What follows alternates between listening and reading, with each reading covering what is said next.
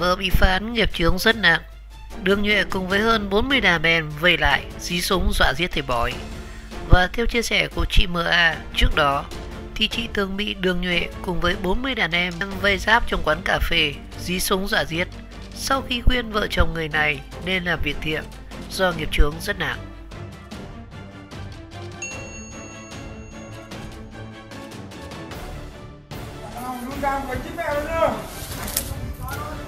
Anh lên đây ngồi. Hai trên đây.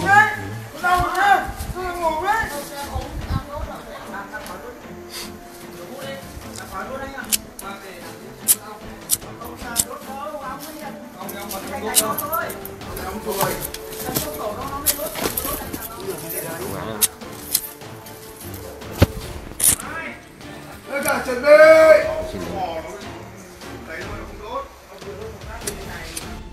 Theo thông tin trên báo Người Lao động chiều ngày 21 tháng 4, thì cơ quan cảnh sát điều tra công an thành phố Thái Bình vừa ra quyết định khởi tố bị can đối với Nguyễn Xuân Đường tức Đường Nhuệ để điều tra về hành vi có dấu hiệu phạm tội cố ý gây thương tích xảy ra ngày 18 tháng 1 năm 2014 tại trụ sở công an phường Trần Lãm, thành phố Thái Bình. Và qua công tác điều tra vụ án cố ý gây thương tích xảy ra ngày 18 tháng 11 năm 2014 tại trụ sở công an phường Trần Lãm, thành phố Thái Bình, thì ngày 21 tháng 4 năm 2020 thì cơ quan cảnh sát điều tra công an thành phố Thái Bình đã ra quyết định khởi tố bị can đối với Nguyễn Xuân Đường để điều tra về hành vi có dấu hiệu phạm tội cố ý gây thương tích theo quy định tại khoản 2 điều 104 Bộ luật hình sự năm 1999, và quyết định trên đã được Viện Kiểm sát Nhân dân thành phố Thái Bình phê chuẩn. Và bên cạnh đó thì không ít người bị hại cũng muốn lên tiếng mong muốn giám đốc công an tỉnh Thái Bình cần làm rõ người bảo kê và chống lưng cho Đường Nhuệ. Và chia sẻ trên báo Vietnamnet thì một người phụ nữ tên là NMA, tên nạn nhân đã được thay đổi, cũng đã lên tiếng tố cáo từng bị Nguyễn Xuân Đường tức Đường Nhuệ cùng với hơn 40 đàn em quây tại một quán cà phê hồi tháng 3 năm 2018. Chị MA cho hay không chỉ bị chửi bới, xúc phạm, hăm dọa, chị còn bị Đường Nhuệ dí súng đã lên đạn và dọa giết. Sau khi đấm sưng mắt thì Đường đã ngăn cản chị đi vào viện cấp cứu. Và chia sẻ với nguồn tin trên thì chị Mia cho biết bản thân chị thì có điện thờ, ai đến nhờ vả thì chị sẽ xem tướng số giúp cho, vậy không yêu cầu để đặt lễ. Và đến đầu tháng 3 năm 2018 thì một người quen dẫn theo một người phụ nữ lạ mặt tới nhà của chị MA. Và sau này thì chị MA mới biết đó là Nguyễn Thị Dương, tức là vợ của Đường Nhuệ.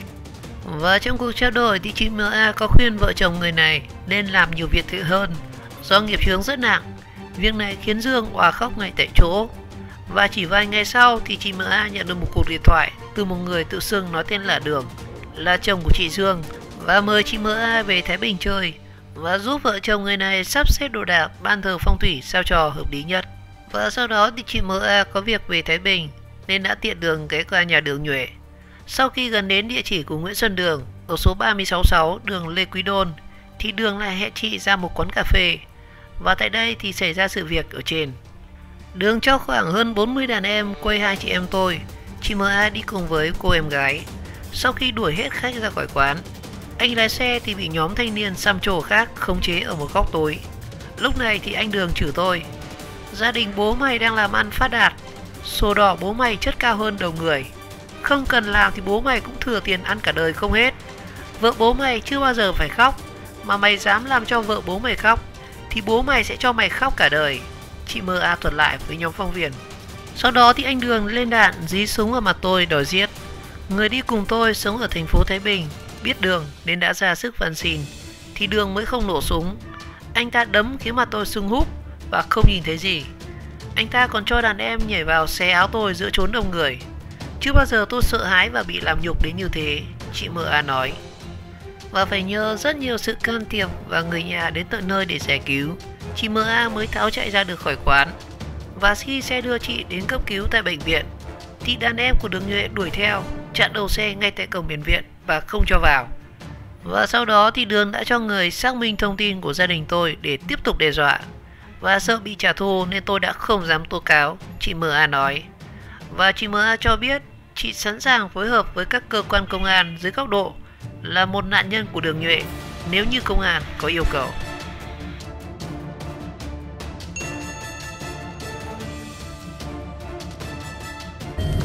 Ok. Anh cảm ơn món quà của em ấy là độc nhất vô nhị đấy.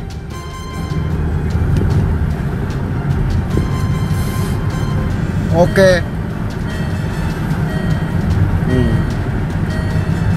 Đúng rồi. Cái này bí mật, hiểu không? Món quà này chưa bao giờ anh nghĩ ra món quà này đâu.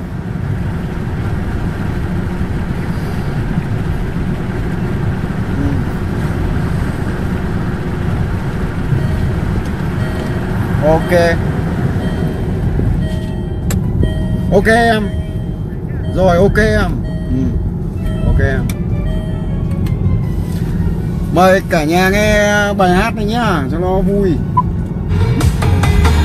Nhân thân bất hảo của con người được nhuệ. Bùi Mạnh Tiến, tức Tiến Trắng, 25 tuổi, ở huyện Vũ Thư, tỉnh Thái Bình.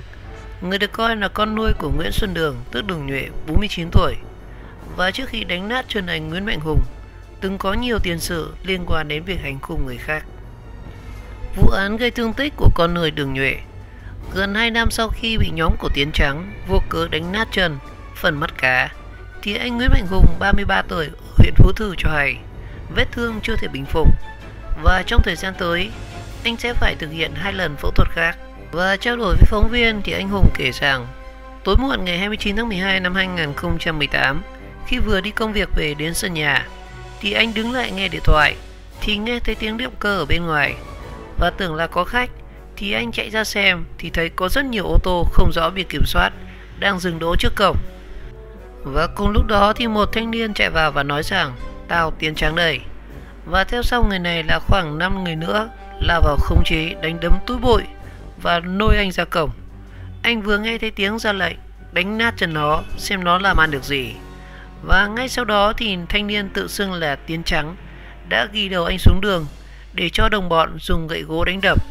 Một số tên còn xông vào tháo giày của anh rồi nhắm vào mắt cá chân và đánh. Và trước khi bỏ mặc nạn nhân đau đớn mê màn và rời đi thì tên cầm đầu còn nói rằng Tiến Trắng đây, thích gì thì cứ tìm.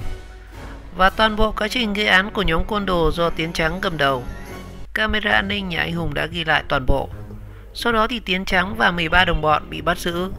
Tiến bị công an huyện Đông Hưng, tỉnh Thái Bình tạm giữ và tạm giam 3 tháng về tội cố ý gây thương tích, rồi được thay đổi biện pháp ngăn chặn.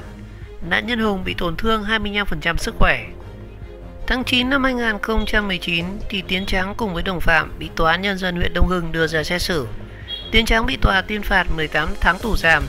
13 bị cáo còn lại nhận bức án từ 12 tháng tù treo đến 21 tháng tù giam. Tuy nhiên thì do kháng cáo của một số bị cáo cho đến nay thì Tiến Trắng chưa phải thi hành án. Tôi đã mất gần 1 năm điều trị thương tích với vùng chân, anh Hùng nói và cho hay. Hiện tại thì một bên mắt cá chân của anh sẽ xuống, và trong thời gian anh điều trị vết thương thì người vợ đã phải gánh vác toàn bộ công việc gia đình, trong đó có việc chăm sóc 2 con nhỏ. Và cũng theo chia sẻ của anh Hùng, cho đến nay thì một số bị cáo đã bồi thường cho anh khoảng 70 triệu đồng. Trong đó thì số tiền Tiến Trắng khắc phục là 20 triệu đồng. Tuy nhiên thì anh Hùng cho hay từ khi xảy ra vụ việc đến nay thì chi phí điều trị đã mất khoảng 150 triệu đồng. Về nguyên nhân vô cớ bị Tiến Trắng cùng đồng bọn tấn công thì đến nay anh Hùng chưa biết vì sao. Xong thì anh nghe nói sự việc có hiểu lầm liên quan đến đấu thầu đất ở huyện Đông Hưng. Tôi không có tham gia đấu giá đất gì ở huyện Đông Hưng, anh này nói. Nhân thân côn đồ của con nuôi Đường Nhuệ. Và theo bản án sơ thẩm của Tòa án Nhân dân huyện Đông Hưng thì tối ngày 19 tháng 12 năm 2018 thì Tiến Trắng cùng với những người bạn đi trên 3 chiếc xe taxi và một ô tô của bị cáo đến nhà hàng Hương Quê ở xã Nguyên Xá, huyện Đông Hưng để tìm anh Hùng. Và khi đến nhà của anh Hùng, cũng là nơi kinh doanh nhà hàng, thì Tiến Trắng xuống ô tô khống chế nạn nhân và nói rằng Hùng ơi, mày định thuê người đánh tao à? Anh Hùng liền trả lời tao không biết gì đâu Tiến ơi. Tiếp đó thì Tiến Trắng và nhóm bạn đã ghi cổ lôi anh Hùng ra ngoài, rồi dùng gậy gỗ vụt liên tiếp vào người, vào chân nạn nhân, và 6 kẻ khác dùng chân đá rất nhiều nhát vào mặt, đầu và người của anh Hùng. Và tại kết luận giám định pháp y xác định tỷ lệ tổn thương cơ thể của anh Hùng ở thời điểm đó là 25%. Và cũng theo tìm hiểu của nhóm phóng viên thì Tiến Trắng được cho là con nuôi của đại gia Đường Nhuệ, người đang bị công an thành phố Thái Bình điều tra về tội cố ý gây thương tích và một loạt các sai phạm khác liên quan đến đấu giá thầu đất, ăn chặn tiền hỏa táng và cho vay nặng lãi. Và với cái mác con nuôi của Đường Nhuệ thì Tiến Trắng đã trở thành tay chân giúp sức đắc lực cho chùm giang hồ đất Thái Bình này. Tiến Trắng từng bị người dân tố cáo nhận lệnh của bố nuôi, dẫn người cầm theo đao kiếm xuống chiếm giữ, đập phá tan hoang trụ sở doanh nghiệp chế biến, sản xuất gỗ ở xã Vũ Chính, thành phố Thái Bình vì chưa trả nợ. Và trong hồ sơ của cảnh sát ngày 22 tháng 4 năm 2015, thì Tiến Trắng bị công an huyện Vũ Thư xử phạt hành chính về hành vi xâm phạm sức khỏe người khác bằng mức phạt tiền 2,5 triệu đồng. Ngày 10 tháng 10 năm 2016, thì Tiến Trắng tiếp tục bị công an huyện Vũ Thư xử phạt hành chính 3 triệu đồng cùng về hành vi xâm hại sức khỏe của người khác.